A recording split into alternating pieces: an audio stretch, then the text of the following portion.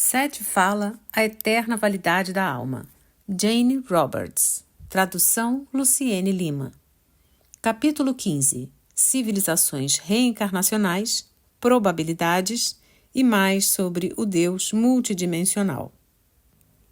De certo modo, falando, pode ser dito que você tem civilizações reencarnacionais, assim como reencarnações individuais. Cada entidade que nasce em carne trabalha através do desenvolvimento das habilidades que podem ser melhor maturadas e completas no ambiente físico.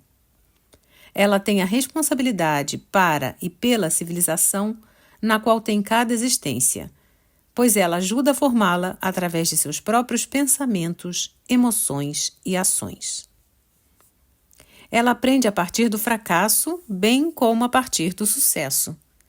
Você pensa na história física, começando com o homem das cavernas e continuando até o presente, mas houve outras grandes civilizações científicas, algumas mencionadas em lendas, algumas completamente desconhecidas, todas, em seus termos, agora desapareceram.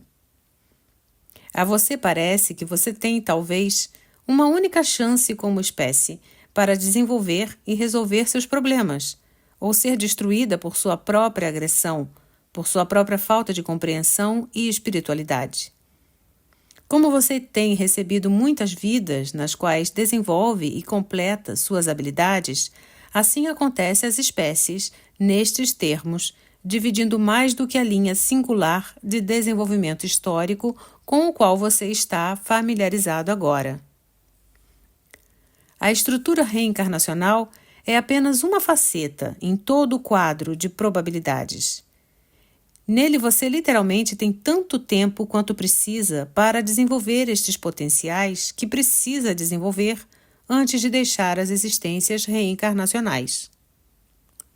Grupos de pessoas em vários ciclos de atividades reencarnacionais têm tido crises após crises, chegam a seu ponto de desenvolvimento físico e indo além, ou destruindo sua civilização particular. Neste caso, eles receberam outra chance, tendo conhecimento inconsciente não apenas de suas falhas, mas das razões por trás delas. Eles, então, começaram com uma vantagem psicológica, quando formaram novos agrupamentos primitivos. Outros, tendo resolvido os problemas, deixaram seu planeta físico por outros pontos no universo físico. Quando eles alcançaram aquele nível de desenvolvimento, porém, estavam espiritual e fisicamente maduros e aptos a utilizar as energias, das quais você não tem nenhum conhecimento prático agora. A Terra, para eles, agora, é uma casa lendária.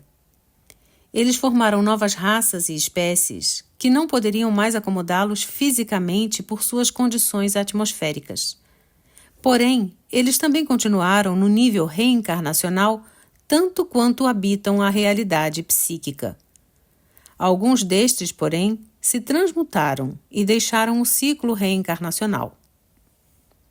Esses que deixaram o ciclo reencarnacional evoluíram para as entidades mentais que sempre foram, você vê. Descartaram a forma material. Estas entidades de grupo ainda se interessam pela Terra. Eles emprestam a ela apoio e energia. De certo modo, agora eles poderiam ser pensados como deuses da Terra. Em seu planeta, eles estiveram envolvidos em 3 civilizações particulares bem antes do tempo de Atlântida, quando de fato seu próprio planeta estava em uma posição um pouco diferente. Particularmente em relação aos 3 dos outros planetas que você conhece. Os polos foram invertidos. Eles foram, incidentemente, por 3 longos períodos de seu planeta. Estas civilizações eram altamente tecnológicas. O segundo ser, de fato, muito superior a seu próprio ao longo destas linhas. O som era utilizado muito mais efetivamente, não apenas para a cura e nas guerras, mas também para dar poder aos veículos de locomoção e para provocar o movimento da matéria física. O som era um transportador de peso e massa. A força desta segunda civilização repousa principalmente nas áreas agora conhecidas como África e Austrália. Embora naquele tempo não apenas o clima era inteiramente diferente, mas também as áreas terrenas. Havia uma atração diferente de massa terrena relacionada à posição alterada dos polos. Porém, relativamente falando, a civilização era concentrada em uma área. Ela não tentou se expandir. Ela era altamente encravada e afim do planeta, simultaneamente com uma cultura larga, não organizada, dispersa, primitiva.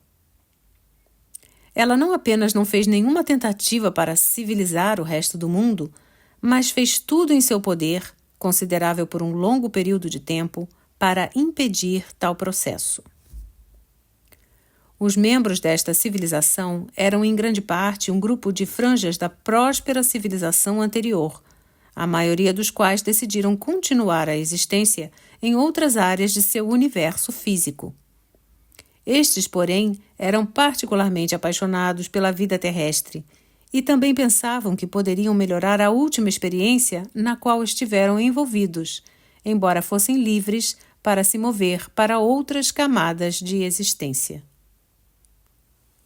Eles não estavam interessados em começar do nada, novamente, como uma civilização infante, mas em outras áreas. Então, muito do conhecimento deles era instintivo neles. E este grupo particular passou, então, muito rapidamente pelo que você chamaria de as várias fases tecnológicas. No início, eles eram particularmente interessados em desenvolver um ser humano que teria proteções internas contra a violência. Com eles, o desejo por paz foi quase o que você chamaria de um instinto. Houve mudanças no mecanismo físico. Quando a mente sinalizasse forte agressão, o corpo não reagiria. Agora, psicologicamente, você pode ver vestígios disto em certos indivíduos que desfalecerão ou até mesmo atacarão o próprio sistema físico deles antes de se permitir fazer o que pensam ser violência para o outro. Esta civilização, portanto, deixou em paz os nativos que os cercavam. Eles mandaram embora membros do próprio grupo deles, porém, para viver com os nativos e casarem dentro da família, esperando pacificamente, assim, alterar a fisiologia das espécies. A energia, constantemente em seu tempo, dada à violência, seguiu. Ao invés de seguir para outras atividades, começou a se virar contra eles. Eles não estavam aprendendo a lidar com a violência ou agressão. Eles estavam tentando pô-las em curto-circuito, fisicamente, e isto, eles acharam, tinha complicações. A energia tem que ter permissão para fluir livremente através do sistema físico, controlada e dirigida mentalmente ou fisicamente, se você prefere. A alteração física foi uma tensão para todo o sistema. As funções básica e criativa, que foram distorcidas na ideia da agressão, o desejo de agir, não foi compreendido. De certa forma falando, a respiração em si é uma violência. A inibição internalizada resultou num sistema amarrado de controles mútuos, no qual a extensão da ação se tornou literalmente impossível. Um estado mental e físico extremamente consciencioso, restritivo, evoluiu, no qual a necessidade física e natural do organismo por sobrevivência foi impedida em todos os sentidos. Mentalmente, a civilização progrediu. Sua tecnologia foi extremamente ativada e impelida para a frente quando se esforçou para desenvolver, por exemplo, alimentos artificiais, de forma que não fosse, de qualquer modo, necessário matar para sobreviver. Ao mesmo tempo, se tentou deixar o ambiente intacto. Seu estágio de automóveis foi perdido completamente e os veículos a vapor, e se concentrou bastante no som. O som não poderia ser ouvido por ouvidos físicos. A civilização foi chamada de Lumânia, e o próprio nome se tornou uma lenda e foi mais tarde novamente usado. Os Lumanians eram um povo bastante magro, fraco, falando em termos físicos, mas psiquicamente, ou brilhantes ou desprovidos de talentos. Em alguns, veja, os controles interiores causaram tantos bloqueios de energia em todas as direções que mesmo sua alta habilidade telepática natural acabou sofrendo. Eles formavam campos de energia ao redor de sua própria civilização. Eles eram então isolados do contato com outros grupos. Eles não permitiram que a tecnologia os destruísse, porém. Mais e mais deles perceberam que o experimento não foi um sucesso. Alguns, após a morte física, partiram para se unir àqueles da próspera civilização anterior que migrou para outros sistemas planetários na estrutura física. Porém, grandes grupos simplesmente deixaram suas cidades, destruíram os campos de força que os tinham fechado e se uniram a muitas de pessoas relativamente não incivilizadas, acasalando-se com eles e tendo filhos. Estes Lumanians morreram rapidamente, pois eles não suportavam a violência. Tampouco reagiam a ela violentamente. Eles sentiam, porém, que suas crianças mutantes poderiam ter uma consequente indisposição em relação à violência, mas sem a proibição das reações de nervo-controle com as quais eles eram dotados. Fisicamente, a civilização simplesmente desapareceu. Algumas poucas das crianças mutantes posteriormente formaram um pequeno grupo que viajava nas áreas como itinerantes nos séculos seguintes, com grandes bandos de animais. Eles cuidavam uns dos outros mutuamente e muitas das lendas antigas relacionadas ao meio-homem, meio-bicho simplesmente foram varridas através dos anos da memória dessas associações antigas. Estas pessoas realmente, como remanescentes da primeira grande civilização, sempre levaram dentro de si fortes memórias subconscientes das suas origens. Estou falando dos Lumanians agora. Isto contou para a rápida elevação deles, tecnologicamente falando. Mas porque o propósito deles era tão determinado, o evitar a violência, mais do que, digamos, a construção do desenvolvimento pacífico do potencial criativo. A experiência deles foi altamente unilateral. Eles foram direcionados por tal medo da violência que ousaram não permitir a liberdade do sistema físico mesmo para expressá-lo. A vitalidade da civilização era, portanto, fraca. Não porque a violência não existiu, mas porque a liberdade da energia e da expressão foram automaticamente bloqueadas ao longo de linhas específicas e da exteriorização física. Eles entenderam bem os males da violência em condições terrestres, mas eles teriam negado o direito do indivíduo de aprender de sua própria maneira e, assim, impediram o indivíduo de usar seus próprios métodos criativamente para transformar a violência em modos construtivos. A livre vontade, em respeito a isto, foi descartada. Como uma criança fisicamente protegida de algumas doenças, após um tempo, ela emerge do útero de sua mãe. Assim, por um breve período, a criança é acobertada de alguns desastres psíquicos por um curto período de tempo após o nascimento e ainda carrega consigo, por causa de seu conforto, memórias de lugares e de existências passadas.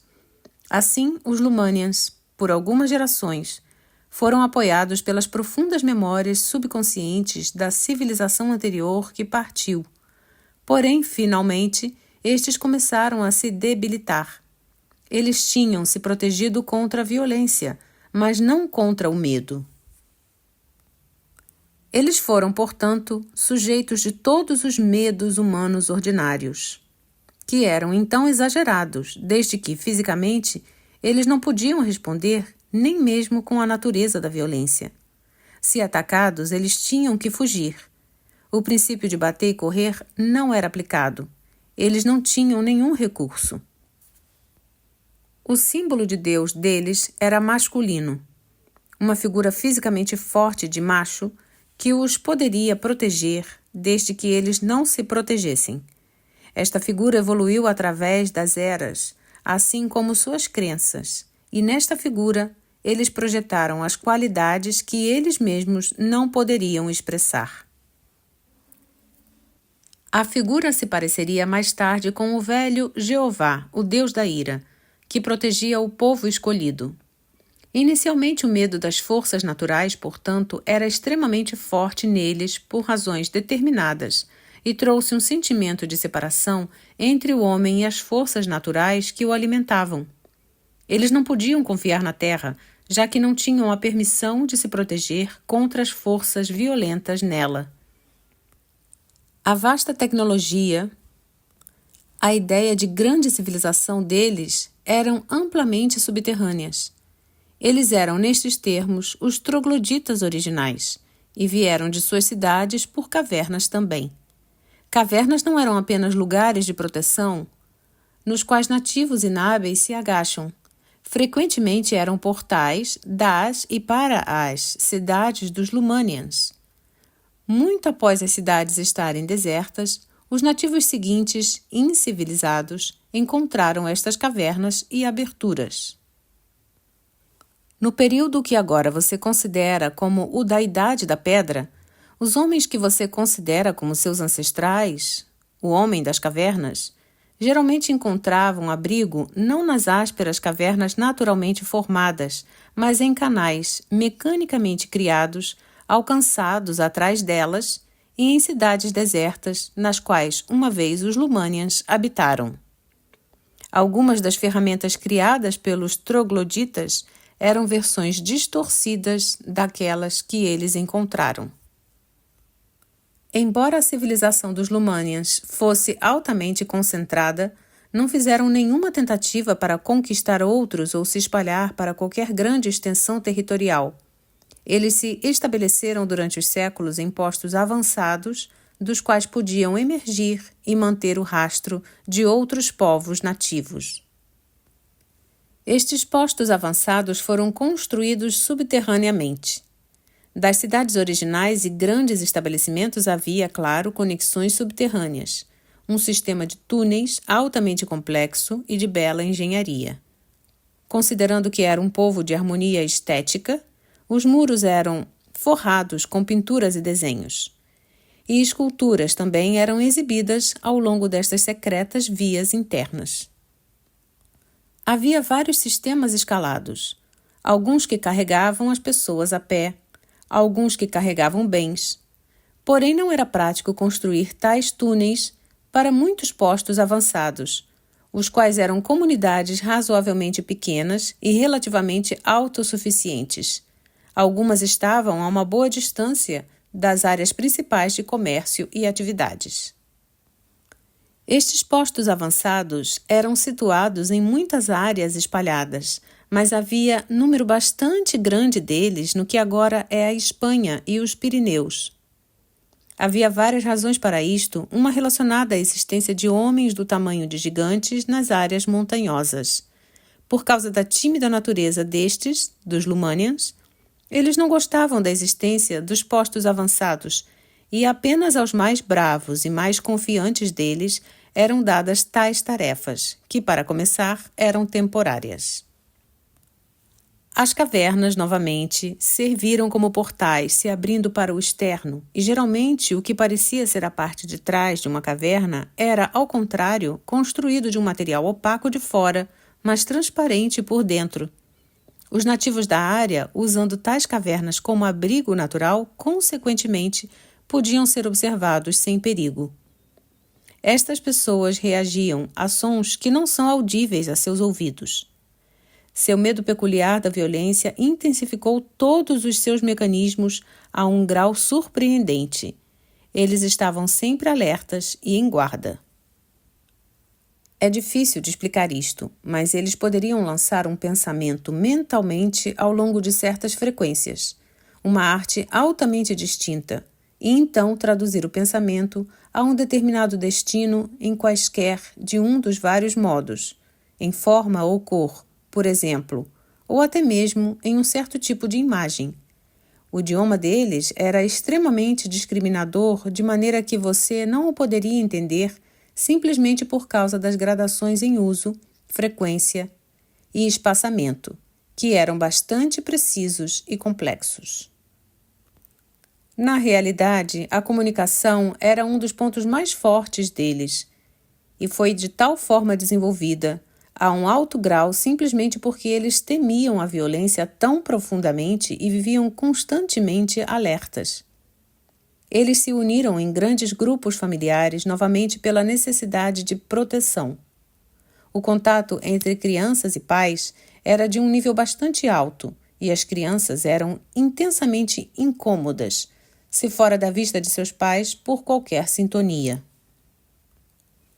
Por estas razões, esses indivíduos que administravam os postos avançados se sentiam numa situação muito incômoda. Eles eram limitados em número e em grande parte estavam longe das áreas principais de sua própria civilização. Consequentemente, desenvolveram uma atividade telepática ainda maior e uma harmonia com a terra acima de suas cabeças, assim ao mais leve tremor ou passos, e aos movimentos mais minuciosos de cima, que não eram habituais, eram instantaneamente notados. Frequentemente havia orifícios de observação, como os olhos mágicos de nossas portas, por assim dizer, nas quais eles podiam observar, e câmeras situadas ali que permitiam as figuras mais precisas, não apenas da Terra, mas das estrelas. É claro, eles tinham registros completos das áreas de gás subterrâneas e íntimo conhecimento das crostas internas, mantidas cuidadosamente observadas e antecipando tremores de terra e imperfeições. Eles eram triunfantes sobre sua descida na Terra como qualquer raça que deixou a Terra era. Esta foi, como lhe falei, a segunda e talvez a mais interessante das 3 civilizações. A primeira seguiu generalizadamente sua própria linha de desenvolvimento e enfrentou muitos dos problemas que você enfrenta agora.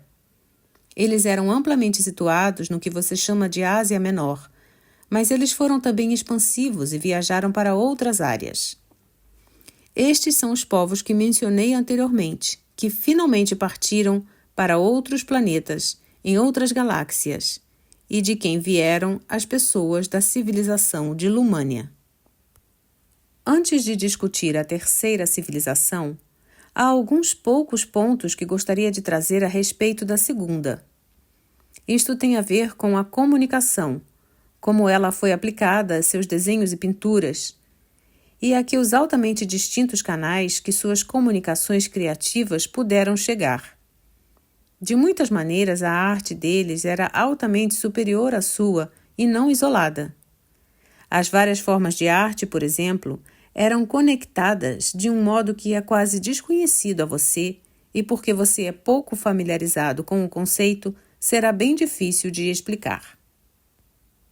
Considere, por exemplo, algo muito simples, digamos um desenho de um animal. Você o perceberia simplesmente como um objeto visual, mas estas pessoas eram grandes sintetizadoras. Uma linha não era simplesmente uma linha visual, mas de acordo com uma variedade quase infinita de distinções e divisões, representaria também certos sons que seriam traduzidos automaticamente.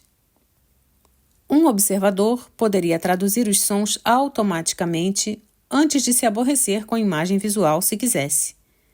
No que pareceria ser um desenho de um animal, então, a história inteira ou histórico do animal também poderia ser determinado.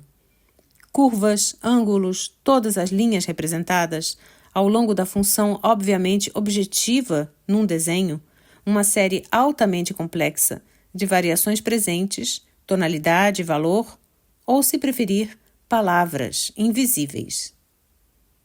Distâncias entre as linhas eram traduzidas como pausas de sons, e às vezes também como distâncias no tempo. A cor era usada em termos de idioma de comunicação, em desenhos e pinturas, representando um pouco como sua própria cor o faz gradações emocionais. A cor, porém, seu valor de intensidade, servia tanto para refinar como para definir. Por exemplo, para reforçar ainda mais a mensagem já dada pelo valor objetivo das linhas, ângulos e curvas. e pela palavra invisível das mensagens já explicadas, ou através da modificação destas em um determinado número de maneiras. O tamanho de tais desenhos também falava da própria mensagem. De um modo, era uma arte altamente estilizada e ainda assim permitiu ambas uma grande precisão de expressão em termos de detalhes e grande liberdade em termos de extensão. Era obviamente comprimida. Esta técnica foi descoberta depois pela terceira civilização, e alguns dos desenhos restantes feitos em imitação deles ainda existem. Mas as chaves para a interpretação foram completamente perdidas. Assim, tudo que você poderia ver seria um desenho destituído dos elementos multissensoriais que lhe deram tal ampla variedade. Ela existe, mas você não a poderia trazer à vida. Eu deveria talvez mencionar aqui que algumas das cavernas, particularmente em certas áreas da Espanha e dos Pirineus, e algumas anteriores na África, eram construções artificiais. Agora, estes povos moviam massa com som, e, como lhe disse anteriormente, de fato, transportavam matéria através de um alto domínio do som. Foi assim que seus túneis foram originalmente formados, e também foi este o método usado para formar algumas das cavernas onde originalmente eles eram poucos. Geralmente os desenhos nas paredes das cavernas eram informações altamente estilizadas, quase como signos, em seus termos, em frente a edifícios públicos, retratando o tipo de animais e seres em uma área determinada. Estes desenhos foram depois usados como modelos por seus homens das cavernas nos tempos históricos aos quais você normalmente se refere. As habilidades comunicativas deles e, consequentemente, as habilidades criativas eram mais vitais, vivas e responsivas do que são as suas. Quando você escuta uma palavra, você pode estar ciente de uma imagem correspondente em sua mente. Com estes povos, no entanto, os sons construíam automática e instantaneamente uma imagem surpreendentemente vívida, que não era tridimensional de nenhum modo, era internalizada, mas era realmente muito mais vívida do que suas imagens mentais usuais. Certos sons, novamente, foram utilizados para indicar distinções surpreendentemente em termos de tamanho, forma, direção e duração. Em ambos, espaço e tempo. Em outras palavras, os sons produziam imagens brilhantes automaticamente. Por esta razão, havia uma fácil distinção entre o que era chamado de visão interna e visão externa, e era bastante natural para eles fechar os olhos numa conversa, de forma a se comunicar mais claramente, desfrutando das imagens sempre em mutação e imediatas que acompanhavam qualquer intercâmbio verbal. Eles aprendiam depressa, e a educação era um processo excitante, porque esta facilidade multissensorial automaticamente imprimia informações neles, não simplesmente através de um canal sensitivo por vez, mas utilizando muitos simultaneamente. Porém, por tudo isto, e pela imediação de suas percepções, havia uma fraqueza inerente. A inabilidade de enfrentar a violência e aprender a conquistá-la significava, é claro, que eles também dificultaram severamente uma certa característica de se estenderem além. A energia foi bloqueada nestas áreas, de forma que lhes faltou uma forte qualidade ou senso de poder. Não quero dizer necessariamente poder físico, porém, mas tanto da energia deles foi usada para evitar qualquer encontro com a violência que eles não foram capazes de canalizar os sentimentos ordinários agressivos, por exemplo, para outras áreas. Tenho falado sobre os Lumanians em alguns detalhes porque eles são uma parte de sua herança psíquica. As outras duas civilizações foram, de muitas formas, mais prósperas e ainda a forte intenção atrás da experiência dos Lumanians era extremamente volátil. Embora eles não fossem capazes de resolver o problema da violência, como eles a entendiam em sua realidade, o desejo apaixonado deles de fazer isto ainda ressoa ao longo de seu ambiente psíquico. Por causa da verdadeira natureza de tempo, os Lumanians ainda existem como eram, em seus termos. Eles são uma constante sangria através da atmosfera psíquica. Isto não acontece casualmente, mas quando algum tipo de harmonia provoca um salto entre os sistemas, o que, caso contrário, parece bastante separado. E assim, tem havido tais sangrias entre sua própria civilização e a dos Lumanians. Várias religiões antigas absorveram a ideia da figura do deus impetuoso dos Lumanians, por exemplo, na qual eles conseguiram projetar seus conceitos de força, poder e violência, este deus que significava proteção para eles quando a não-violência não lhes permitia protegerem-se a si mesmos. Há uma sangria agora na produção, digamos, na qual os conceitos multidimensionais de arte e comunicação dos Lumanians serão vislumbrados por seu próprio povo, mas numa forma rudimentar. Por causa da natureza das probabilidades, há também, é claro, um sistema de realidade no qual os Lumanians tiveram sucesso em suas experiências com a não-violência, e no qual um tipo completamente diferente de seres humanos emergiu. Tudo isto pode parecer muito estranho para você, simplesmente porque seus conceitos de existência são tão específicos e limitantes. Ideias de realidades prováveis e homens prováveis e deuses podem golpear alguns de vocês como bastante absurdas, e ainda quando você lê este livro, você é um dos prováveis você. Outros prováveis você não considerariam você real, é claro. E alguns poderiam questionar indignadamente sua existência.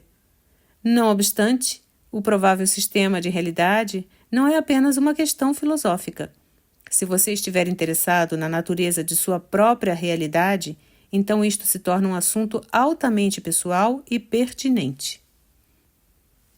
Como as várias qualidades dos Lumanians ainda estão presentes em sua atmosfera psíquica, como as cidades deles ainda coexistem em áreas agora chamadas de suas, assim as outras identidades prováveis coexistem com as identidades que agora você chama de suas.